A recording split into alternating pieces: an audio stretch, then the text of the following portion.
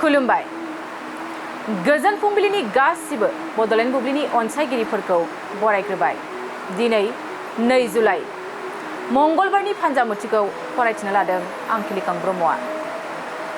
फान्जामुथिनि गिबियाव दं मेष राशि। समाजनि मोजां हाबा मावनो खाबु मोनगोन, बयजोंबो मान सन्मान होजागोन। वृष राशि।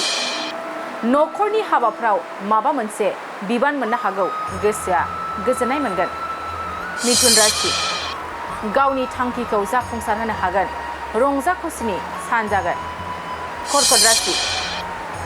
गोबावनिफ्रायनो आसा खालामना थानाय खामानिया जाफुंगोन, मोजां सान जागोन। सिंह राशि। बिसि फिसायनि गेजेराव अनलायनाया गोरा जागोन, गोजोन खुसियैनो साना बारलांगोन। कन्या राशि।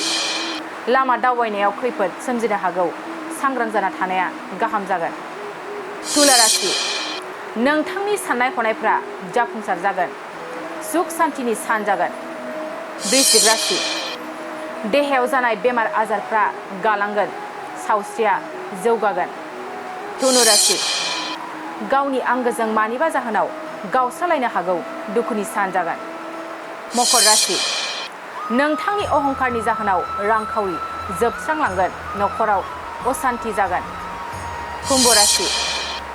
गोजौ सोलोंथाइ लानायाव गुबुना नोंथांखौ हेफाजाब होगोन, गोसोआ थुलुंगाखांगोन। मीन राशि। गोरोन्थि हाबा मावफ्लांनो हागौ, साजा मोननो गोसोआव गिखांनाय फैगोन। दिनै सानसेनि राशि फरायथिनायाबो एसेनोसै। आसा खालामो नोंथांनि दिनैनि साना मोजाङै मोजां थांगोन, बेखौ बड'लेण्ड बुब्लि न'खरनिफ्राय मिजिंथिबाय।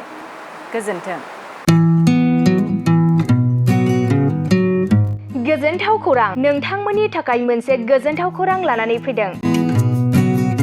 उदालगुरि जिल्लानि सिङाव थानाय डिमाकुसि नोगोराव नोंथांमोननि थाखाय अरदाब दा बड' किटचेन मुंनि गंसे गोदान हटेला गोजोनथाव खौरां लानानै फैदों। नोंथांमोना बे अरदाब दा बड' किटचेन हटेलाव साहा, कफि, आइसक्रिम, फास्ट फुड, आखाइजों बानायनाय ग्रिन टि, न'आव बानायनाय आसार, गाइखेरनि एन्थाब आरो ओंखामजों जेरै अमा, दाउ, बोरमा, साम', खुसिया, अमा गोरान, नाफाम बायदिसिना बर'नि ओंख्रिखौ बे अरदाब दा बड' किटचेन हटेलाव जानो हागोन। अरदाब दा बड' किटचेन हटेला डिमाकुसि सेन्ट्रेल बेंकनि खोलाहा बरुवा रेडिअ मबाइल गलाजों नांजाबनाय। सोरबाफोर अरदाब दा बड' किटचेन हटेलाव बायदिसिना जामुं आदार जानो थाखाय सिगांग्रो अर्डार हरनोब्ला नैबे 8135967290 जामबुं नाम्बाराव कल खालामनानै बुकिं खालामहरनो हागोन। गोजोनथाव खौरां। अरदाब दा बड' किटचेन हटेलाव गोबां न'आव बानायनाय मोजां जाग्रा आदारखौ मोननो हागोन।